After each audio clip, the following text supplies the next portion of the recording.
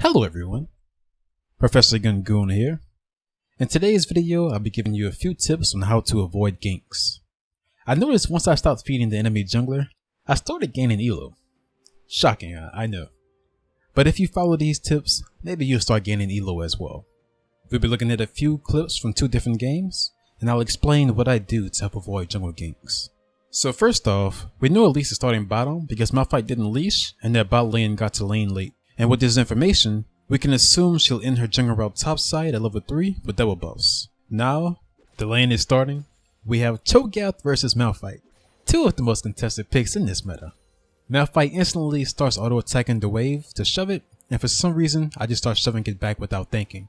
Honestly, this is probably the worst thing to do because it gives Malphite the possibility of freezing my wave in front of his turret. And even if Malphite hits level 2 before I do, he can't pressure me. What I should have done is let him eat me in my creep wave so his lane pushes towards my side. Then I could try to freeze it in front of my turret, and at that position, I'm basically invulnerable to ganks. But because I pushed, I realized if I slow push this, it would freeze in front of his turret, and against Elise, even if I flash the cocoon, she'll just walk me down the lane with red buff and kill me. Normally as Cho, you can use your CC to survive ganks, but Elise can repel my knockup and jump onto me. I guess spiders and void monsters aren't compatible. So to avoid all of that, I now have to fast push to reset the lane. And to do that, I just use all of my abilities and constantly auto-attack the wave to get it into his turret as fast as possible. Now that it's shoved in, it'll reset. And this is also the perfect time for me to go ward the river or her jungle. I see her blue is gone, so I ping it for my team. And with that information, they should know at least it's either ganking mid or invading our jungle since she's not top. She does go mid, and now I can overextend as much as I want to because I know she's not up here. And now you can see the lane has reset. Not only is the lane much safer for me now, but it also exposes Malphite to a gank, which is why he wars immediately. Malphite dodges my Q, and I back off because I thought Kha'Zix would just peace out after that. But he jumps in and we manage to chunk him pretty hard. Kha'Zix takes Elise's topside jungle because we see her bottom, and had Malphite not recalled here, we would have dove him. He's been doing a pretty good job at avoiding ganks as well. He must have watched this video. So I don't know who actually wins this level 1. Probably Jax if I go hard with auto attacks and counter strike him inside of his creep wave. The problem with that is, it'll cause my lane to push against me and it'll probably freeze in an awkward position right in front of his turret. I know Nidalee started bottom, so once she clears her red, she'll look to either gank top, mid, or invade our jungle, and if I'm stuck near his turret, Nidalee will always choose to gank me top lane.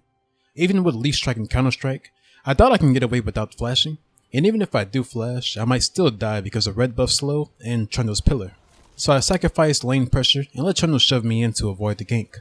I do miss some CS this way, but I'd rather miss CS here than die to the gank and miss even more CS. And obviously, there is a point where you can play too passively, and I might be doing that right now.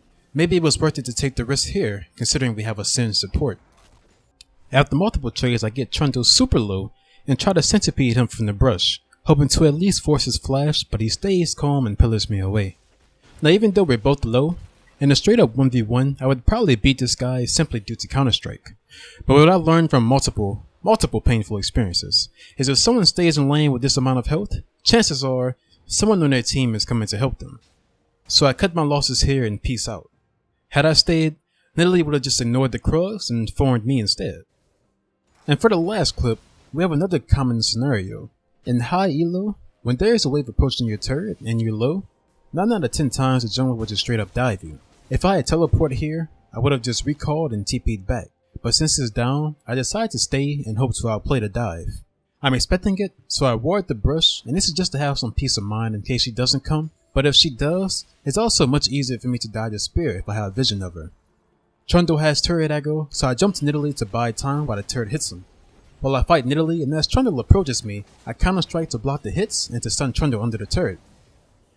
I'm able to get the kill on Trundle, and I would have lived here, but due to East Coast ping, I ended up walking into the spear. Sorry, that's the wrong meme.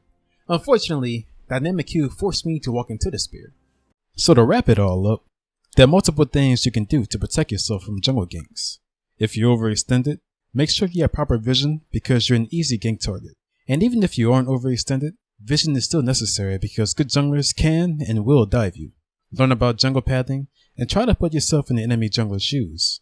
If you're overextended and the enemy laner has CC to help set up a gank, chances are you will probably get ganked. It's better to cut your losses and have a bad recall if it means you don't die to a jungle gank. A lot of times people will complain that the enemy jungler is carrying the game after they feed the jungler one or more kills. Had they not fed the enemy jungler, the game would have been completely different. And I really do think it's one of the reasons why I've been climbing so well.